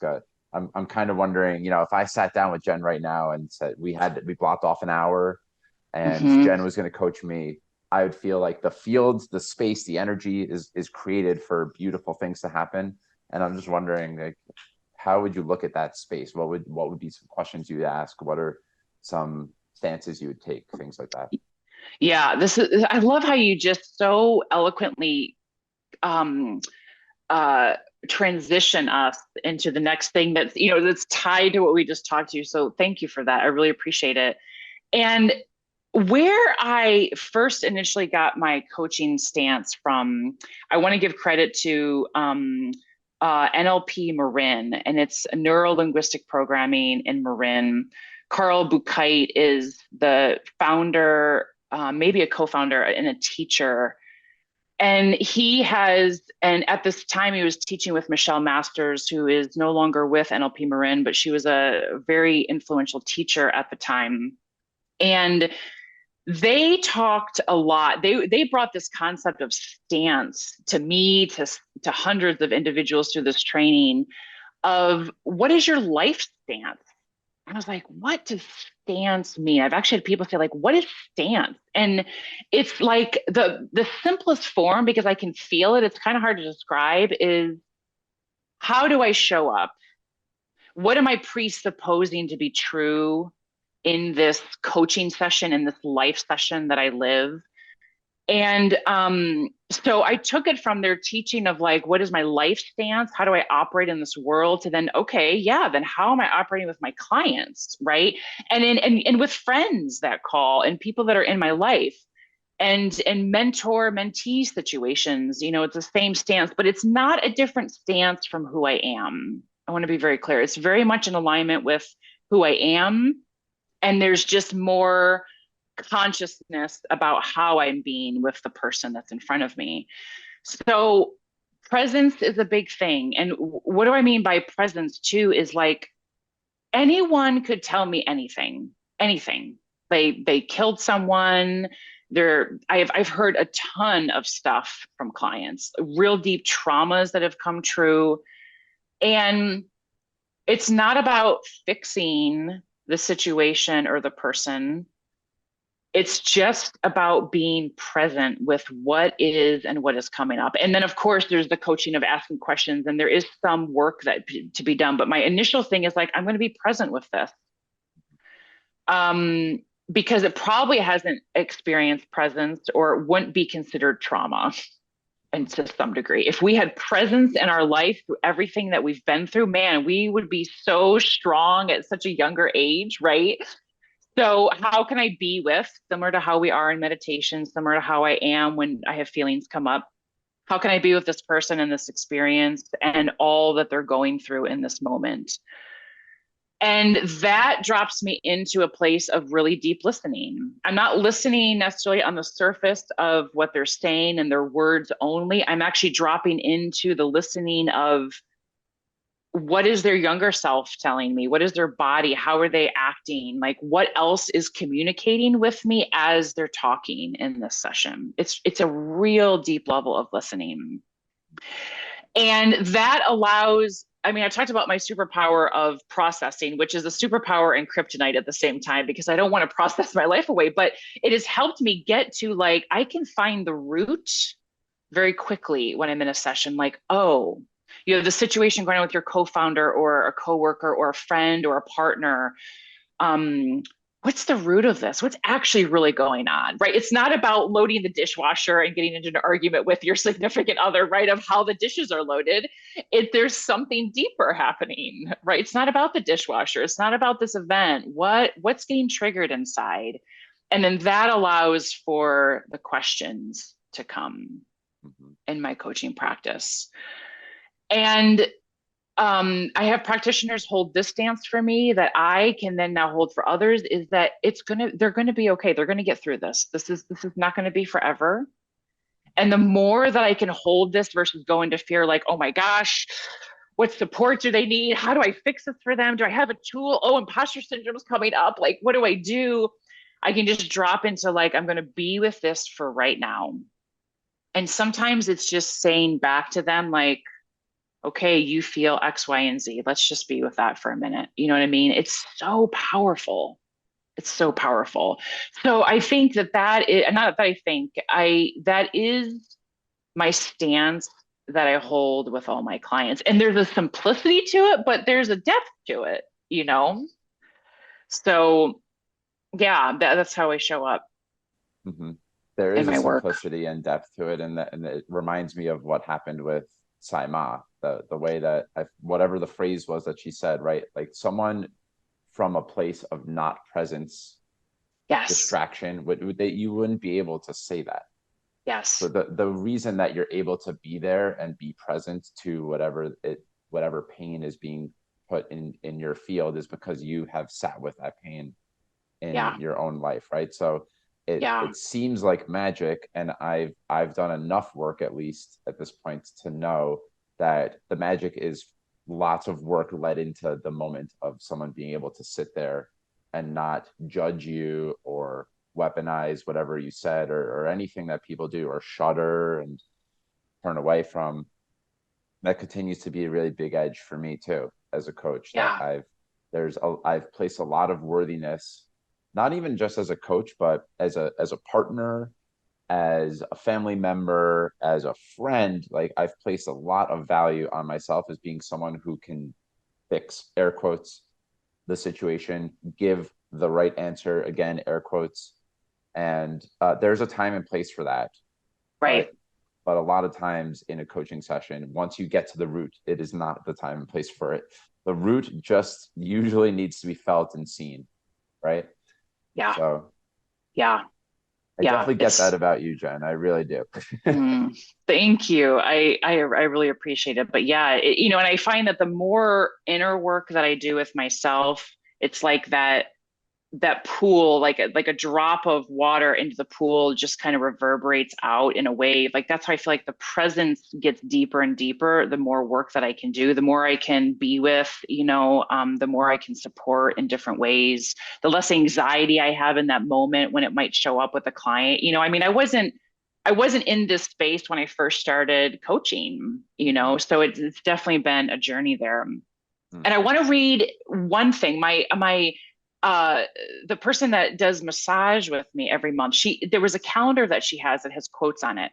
And I want to read something because she shared this with me last week, and I was like, oh my gosh, this is October. Like this is so in tune with what's happening. So it says, once you have understood the basic principle of being present as the watcher of what happens inside you, and you quote understand unquote it by experiencing it, you have at your disposal the most potent transformational tool. This is Eckhart Tolle. So I'm like, that's it, right? Yeah. Yeah. Mm. Well, Jen, I want to get to Bella. I really do, because your cat, Mm, you said your cat's brought you a lot of aha moments, but there's something that's stirring in me, and that's certainly stirring in the really the global consciousness right now. And that's what's happening in Israel. yeah. Yeah. And I'm just in this conversation, I've been so here with you, so in flow. I'm hitching a ride on your beingness. Like I think you just have such a beautiful energy that I've really enjoyed hitching a ride on.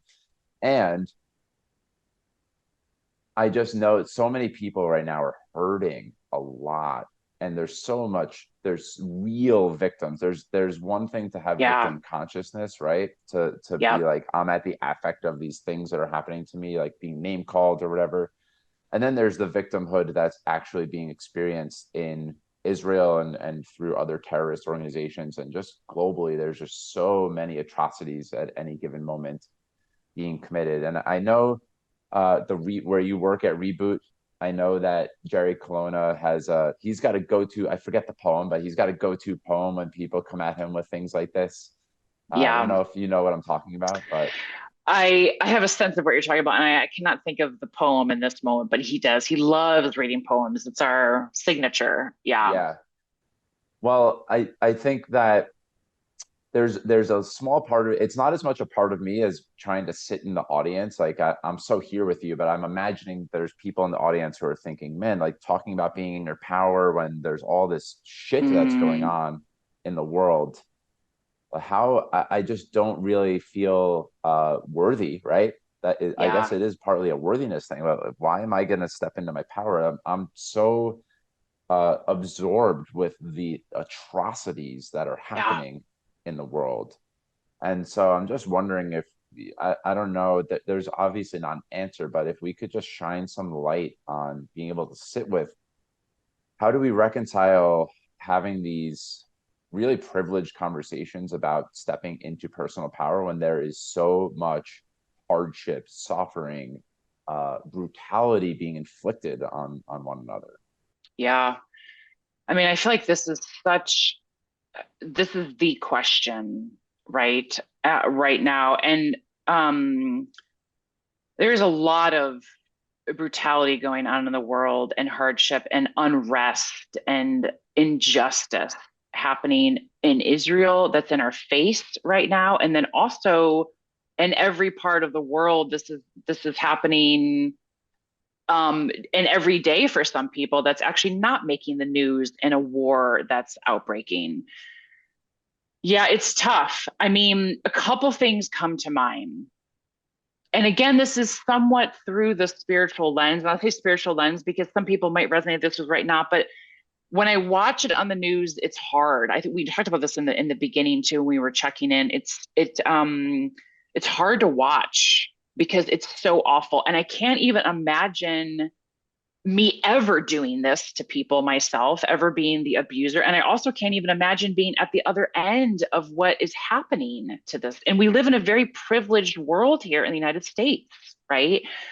Um, so what comes to mind is where my attention is, that's where I focus. That's where the world is focusing. So if I focus on the brutality, like not, I'm not saying don't see it and acknowledge it. See it, acknowledge it, speak on it, have an opinion, defend, support. But if my attention goes to, oh my gosh, the world is falling apart. Oh my God, there's wars everywhere. Then I'm creating more and more of that energy in the world. If I go to the place of bring peace to all of these people, right? If I can share an ounce of the power that I've been able to step into this year with the country of Israel or the people that are experiencing the unrest, or even the people that have created this war, who initiated it, can I send out that energy versus feed the fear and the unrest and everything that's out there? I can still see it. I can still experience it. I can feel the rage inside. I can feel the fear. But what I'm putting out to the world is something very different. That is going to, I feel like, help the consciousness shift out of this place. And the other thing that I was talking about in our check-in, which now feels like years ago because it's such a presence on this call, but that I was sharing, that I heard Saima say, and one of her monks who lives in Israel right now, who's also living it and experiencing it. He's such a pure human being. Of the external war that's physically happening is actually a reflection of our own internal war that's happening inside of all of us. So the more work we do, the more loyalty return to ourselves, the patterns that we work with, loving ourselves more is actually going to help, although it doesn't feel like to an engineering brain that there's a one-for-one connection, is actually going to help what's happening externally as well. So there are actually things that we can do to help ground what's happening if we can't be there, to fix it or to change it, maybe physically. That helps. Yeah. Thank you for sharing that. Remembering I'm sure you know Jack Cornfield, right? He's a Yes. famous spiritual teacher and meditation teacher. And he too, I think he's dealt with all of the most brutal thing, right? He's counseled people who have gone through war, who have seen the very darkest pits of what humanity is capable of. And it does always seem to point back to having that compassion and love and wishing peace for all, not in a bypassing way, but Right. really like in the way that we've talked about integrating masculine and feminine, like taking a stand, right? Speak out. I'm not okay with this. really get a forceful way of I will speak outwardly for what I believe in. And there's also the kind of gentle wish for peace for all. And there's a way that we can forcefully do that too. That I Yeah. think a lot of the best teachers in the world have the blend for both of those things. Yeah. And that's what I'm hearing in Beautifully your said. response. Yeah. Yeah. Well, Jen, I did want to make some space for Bella at the end of this conversation.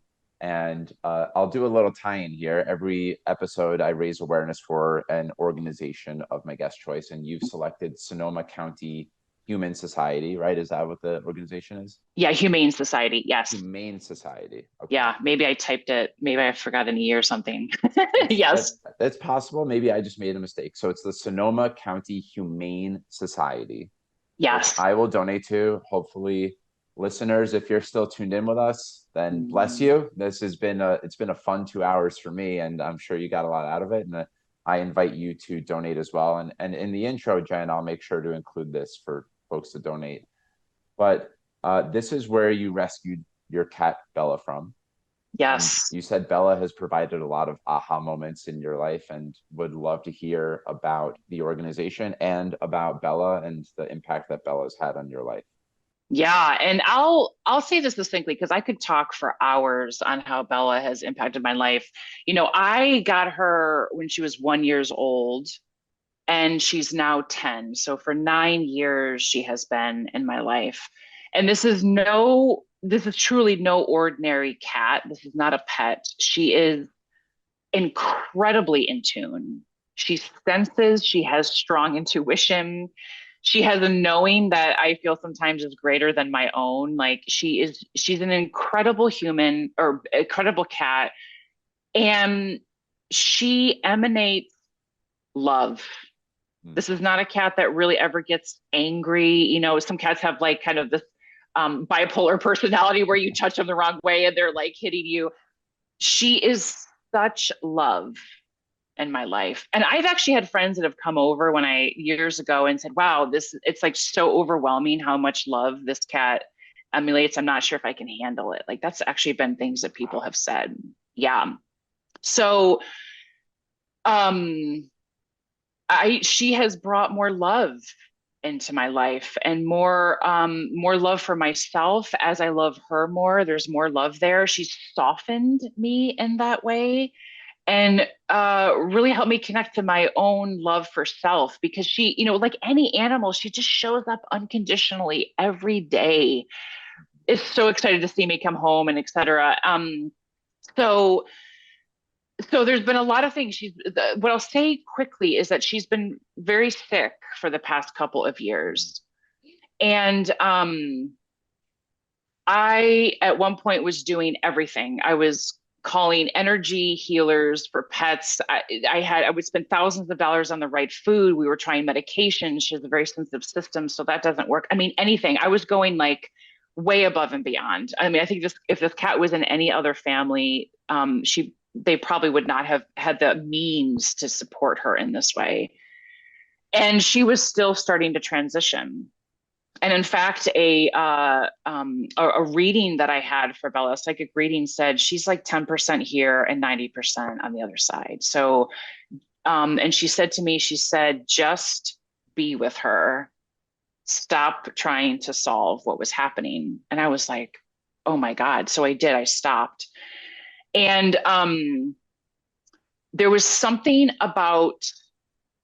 shifted in me after this call about taking on all the responsibility for someone's life. I'm going to say someone because I'm talking about Bella as a cat, but this actually goes way beyond her as a pet in my house or as a being in my house. And thinking like I have to do all these things, I'm responsible for this, and realizing that this cat has her own consciousness and that she actually in that moment years ago she was ready to transition and I was still holding on and syringe feeding her and all of this stuff to keep her body alive. Now there is a responsibility as a human and a pet because she can't fully communicate what she needs, so at some point we still have to do this. But when I chose to actually let go I mean, this is so epic. And honor her choice and tune in to what does she actually need right now, because I was so in my head and I had lists and there went my spreadsheets, right, and there's my hypervigilance, and it was like beyond stressful for the house, and I was just present with her for days and weeks. She actually started coming back to life.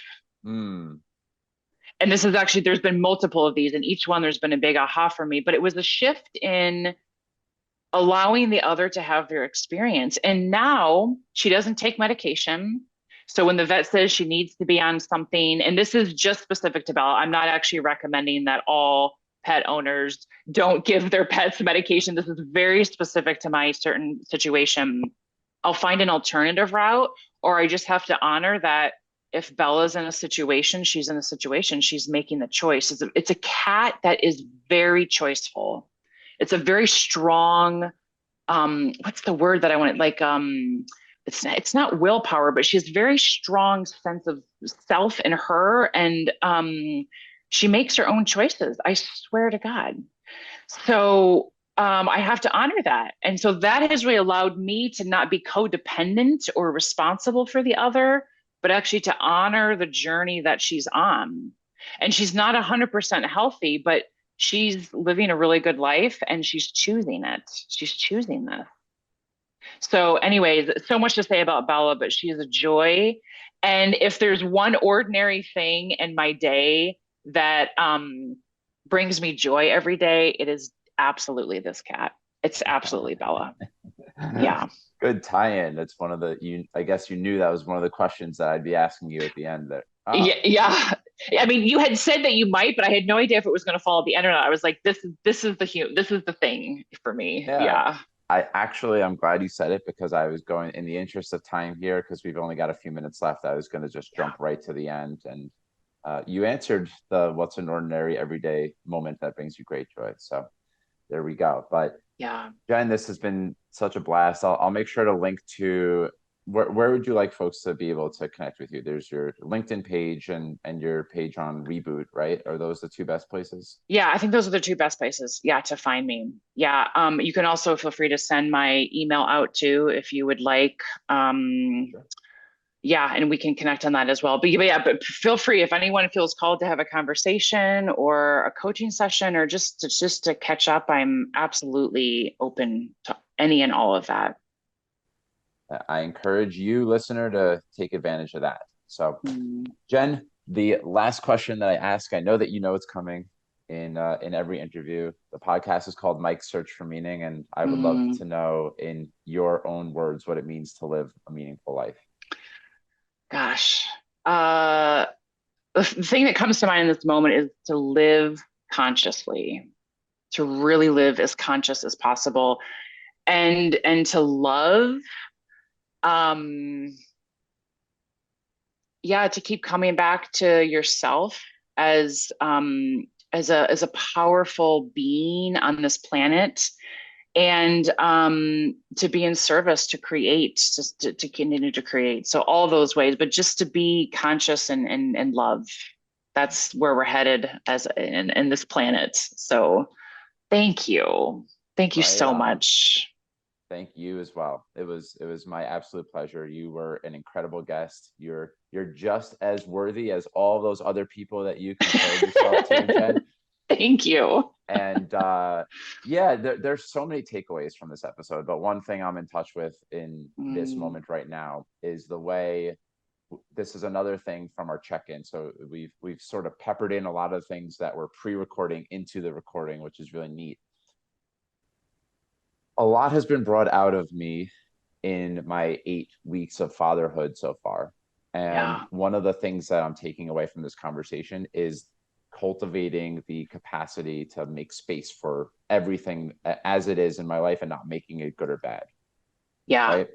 And I've been really scared of the anger that's been coming up in me. Like, anger is an emotion that I have not done well, that I've safeguarded against in a lot of ways in my life. And making space for, I know intellectually that making space for the anger is good and that all emotions are communicating things that we need to hear. but it's been really hard for me to actually welcome that anger and welcome parts of myself that I'm scared that I'm capable of. Yeah. And so, one thing that I'm leaving with, a gift of this conversation, is that I feel more resourced to make space for all of me. And that really does seem like I would push against, I don't know you that well, but your superpower of being able to process things is what you said. I'm seeing a superpower of really welcoming all of whoever you're talking to, and I'm Yeah. sure that you do that with yourself really well too. Just welcoming it all, welcoming it all. I Yeah. feel totally 100,000% welcome with you, Mhm. safe with you. And this was really a joy of a conversation. So thank you so much for being here with me. My gosh, what an ending to all that we just talked about. Thank you for sharing. I really appreciate it. And I'm glad that there's a takeaway for you, coming out of this really rich conversation. Thanks also for bringing presence and space. I feel super comfortable today sharing all of this. So you're great, Mike. Thank you so much.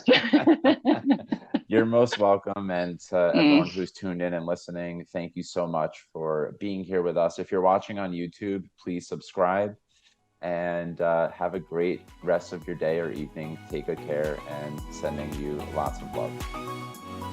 Thank you so much for taking time out of your day to listen to Mike's Search for Meaning. If you enjoyed it, please subscribe, share this episode with your friends, and leave a review. I look forward to seeing you next time, my friends. And until then, stay safe, stay well, and keep living with purpose. Peace.